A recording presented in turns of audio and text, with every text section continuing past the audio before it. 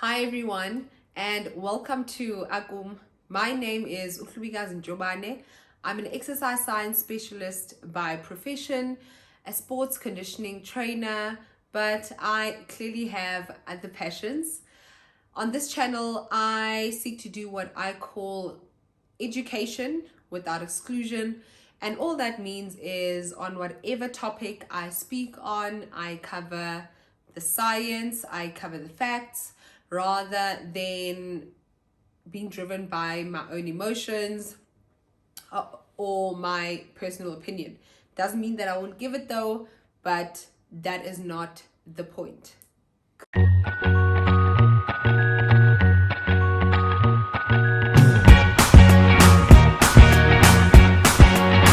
Cool. So, after my first video, my introduction video for my channel, I thought this would be a really good follow-up video, and it would just get us started and get us going for the next couple of videos following, and the series that I would like to cover over the next couple of weeks and possibly couple of months. Okay, so today I wanted us to speak about some of the terms, words, slang, and language that are used in the menstruation or the period poverty community. That will just help everyone else that's watching this channel understand what it is that we're trying to go for and sort of the driving power behind the channel. So I think for myself, one of the biggest terms, or probably the first term that I came acquainted with, was period poverty. So period poverty just basically means, or basically explains to the rest of us what it is to not be able to afford menstrual products. So if it's pads, tampons, and panty liners, just the socio-economic or the economic inability to afford those products. So during your menstrual cycle, you cannot afford to buy products like that, or rather that you prioritize other things such as food over buying menstrual products. And just before I continue, I think it's also important to highlight the facts behind, or rather the factors that affect menstrual poverty and menstrual health. And what I mean by that is that this community or movement or the social studies behind menstruation does not include anyone. And that means whether you can afford menstrual products or not, whether you quite advanced in the thinking behind menstrual poverty and menstruation, or whether that means that you are aware or not aware. Channels like this are supposed to drive the talk behind the thinking that comes with menstruation, poverty, menstrual health, menstrual hygiene, and everything else around it. I can definitely say from a personal perspective that before I started doing my own research and reading up on certain things and putting things in certain segments and viewing things in a different perspective, that I was definitely ignorant in the way that I saw things. So for example, growing up, it was very normal for me to have 3 or 4 different options based on my choice and not based on affordability. And that doesn't mean that I grew up rich. It just means that I was willing to pay an extra 2 Rand or 5 Rand or even 10 Rand on an item versus someone else that has to choose bread over a packet of tampons. And before my own research, I never imagined that that even was a possibility. So I think it's very important that going into this video that you take note of that, and that you acknowledge that, and you realize that it's got nothing to do, well, it's got everything to do, sorry, not nothing, it's got everything to do with affordability, socioeconomic status, self-empowerment, and community environment, and where you grow up. That definitely has a huge impact and a huge play on the choices that we have, or the choices that we feel that we have, or we know that we have. So when I go into some of the things, it might seem rather simple to some people or straightforward, but actually, if you look at the, if you look at the great spectrum of things, it's not always that simple. Okay, so the first topic that I'd like to cover is definitely period poverty.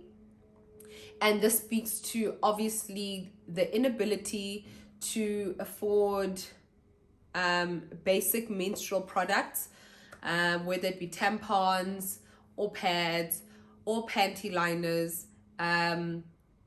It just speaks to that you'd rather have a loaf of bread versus a menstrual product, or you might be able to afford menstrual products for a couple of months, and then when comes the time, or when put in the situation, you would choose food over a menstrual product. That is the first thing. The second one would be menstrual health and menstrual hygiene. This speaks to the overall well-being of the menstruator. So if you have your period, or if you menstruate, you are then a menstruator. So menstrual health, menstrual hygiene speaks to the overall well-being of the menstruator. So it's mentally, physically, emotionally, socio-economically, and obviously all those aspects to some point become amalgamated almost, in the sense that if you don't feel well, or let's say, for example, a woman is experiencing extreme menstrual cramps, that means that she's not herself. She might not be as productive as she normally is. She might not be as social as she normally is. And this can obviously affect the way that she performs in the workplace, the way she feels socially. She might not attend as many social events, or she might not be as outgoing as she normally is during the other times of the month.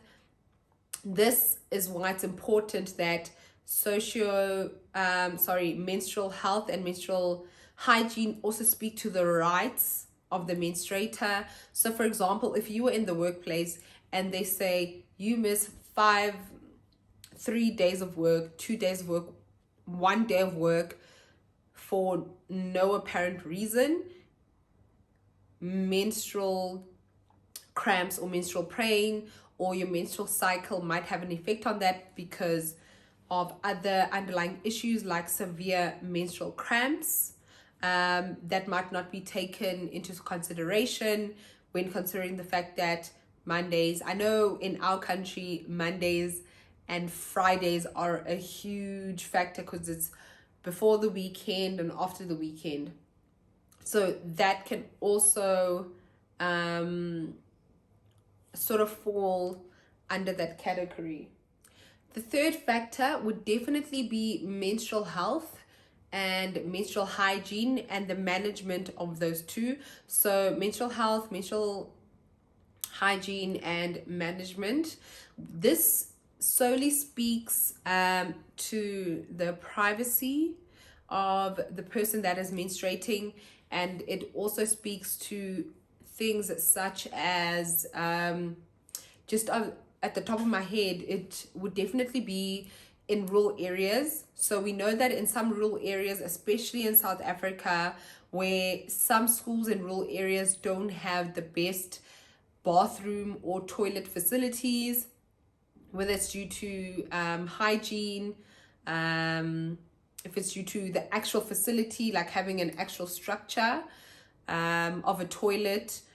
So because this not solely, but mainly speaks to the privacy of the menstruator, do you have a place or a facility where you are able to change or have privacy during that time of the month to change your menstrual products and use a particular facility that is allocated to you as an individual? So does the menstruator or does the student have a facility or a place where they can change their menstrual product and have sort of that freedom to change a menstrual product without their privacy or their human rights being violated, or not being violated, but that the fact that it is not available to them, or the facility is not available to them during that time of the month? And this also speaks to girls missing school during that time of the month because they know that there's actually no place or facility for them to change their menstrual products during the time of the month. Okay, so this fourth topic is more of it's a new one. It was a new one to me. It's more on a social aspect. This is called period activist and menstruation activist. This speaks to women mostly, but people that want to be forward thinking and want to also change the society's perspective on how we view periods and how we view menstruators, especially during that time of the month. So they want to open conversations, they want to educate communities, they want to educate people, influence cultures on the way that we think about periods and the way that we see periods. And that's obviously because, as you and I will know, periods are natural. Periods happen as regularly or as often as someone else might pee or even poop. Because they are so natural, they should actually fall under the same category, but for some reason periods do not. And so period activists and menstruation or menstrual activists will fall under that thinking where they want to show everyone, I don't know why, don't ask me why, don't ask me, it's natural, it's something that's as natural as breathing oxygen. No one has control over it. It's something that happens, and they just want us to get to a point where we acknowledge that and we realize that, and it is not as taboo as it is today. The fifth topic would be menstrual discourse. This is more of a study, and this and the next one, the last two, are menstrual studies. So menstrual discourse is basically the study of assumptions and behaviors and how the two sort of interact and affect or have an effect on how people feel and think and behave towards menstruation. And it just basically looks at what is happening and what we can do, looking at the aspects of behavior and assumptions based on periods. The last one is taboofication of menstruation. Okay. Last one is taboofication of menstruation. That means, how did we get to the point where menstruation is a taboo? Well, I understand that some people may frown when you talk about going to the toilet, like, oh my gosh, I just took a poop, or I poop 3 times a day. Some people might view that as highly as highly taboo. However, menstruation and periods still seem to overtake anything and almost every biological phenomenon or event, or anything that happens naturally. They're perceived as dirty, they're perceived as unacceptable for conversation. And you know, it's not like your typical, you're talking about poop when we're eating, you know, when we're having a glass of wine and you're talking about poop, it's okay. But you're talking about poop and we're eating, this is not okay. However, it doesn't seem that menstruation and periods ever find a place where it's okay to, not only to talk about them, but where they are just naturally accepted without a question of where do they fit in society. So taboofication definitely just looks at how did we get to a point where menstruation and periods became a subject that is taboo. And I think that is very interesting, and I hope one day I'll be able to further elaborate on those facts exactly and be able to follow a thought process.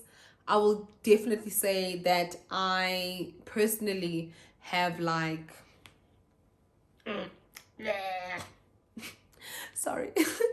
I will definitely say that I have a clear-cut view, and when I say clear-cut, I mean like I think I got the shit on lock. I might not, but I think I definitely have a theory that I think just spiraled or almost had a snowball effect. It started off as a way to protect individuals, specifically women, and then we just let it go, and it never, and then it stopped becoming practical, and it became more taboo, hidden, secretive, and I don't think that was the initial intent. However, we will have more chats over the next couple of days and weeks and months, and I hope that you guys enjoy the information that I'll be bringing to you guys, and you guys will engage with it, and you guys will have more questions. And I hopefully think that some of the questions that you guys already had have been answered, and we will just take it from there. Thank you so much. I love you guys inside and out, and I will see you guys in my next video. Bye.